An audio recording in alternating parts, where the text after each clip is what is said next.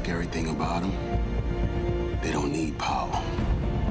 Lights, heat, nothing. That's the advantage. That's what makes them stronger.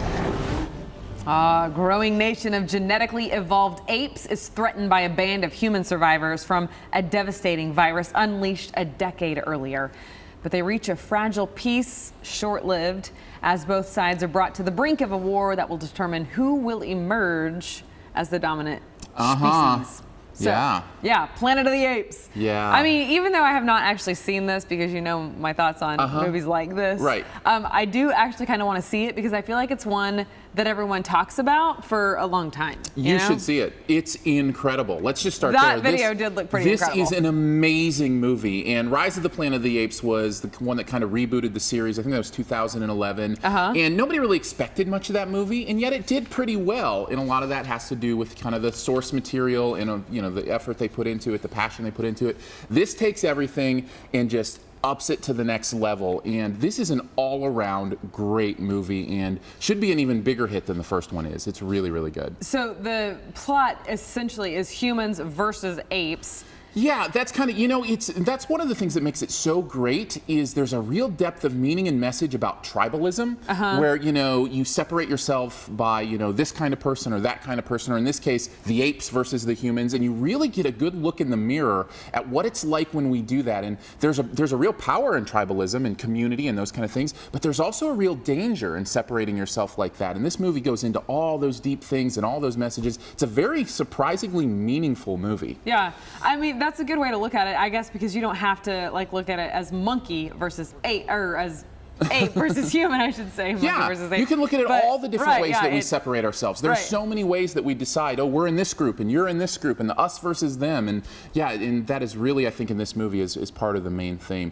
I really want to talk a little bit about the performances here too, because there's some amazing acting in this movie. A lot of it centers around Andy Serkis, who is that guy? Well, he actually plays Caesar, the main ape, and he was Gollum in Lord of the Rings and King Kong and King Kong. He does these motion capture movies, but he is incredible in this, and I love the technology they're using now where they actually capture his performance and basically just kind of paint over it. The digital effects at this point are almost just like makeup and costumes. It really is his performance, and he is absolutely incredible at this. I really hope that the Academy will, look at this and go, okay, this is worthy of some sort of an award for the work that he's putting in here, even though he's technically never actually on screen. That's him right there. That's Andy Serkis, and he's doing amazing work in this.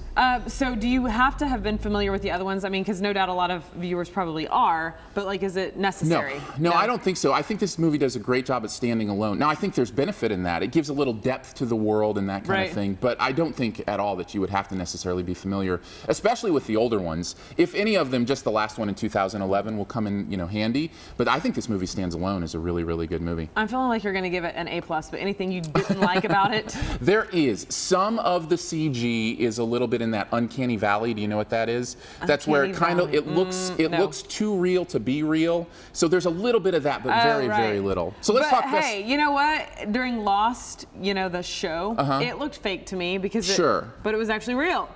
That can happen. So let's talk best thing, worst thing, and give it a grade here. Best thing, I said the tribe has spoken, and what I mean by that is I really loved how this movie integrated you into this tribal world, and it did it in very small increments, and I think that helps you to kind of get a sense of what's going on here. As far as worst thing, I talk about the uncanny valley. I said hidden valley. Just those few moments where it takes you out of it just because it's a little bit too realistic. And as far as an overall grade, you were close. I was so close to another A+ here. I really, really was, but I went with an A. Okay. Hey, you know what? No, I like how conservative those A+, there's only been one so far. Which was what? How to Train Your Dragon 2. Which is still out, by the way, so definitely a good one to pick up. And if you want to see the review of that, you can hit up the website. All my reviews are there at the website, the solo reviews. KY3.com. All right, your movie friend, Aaron Dicer, thank you.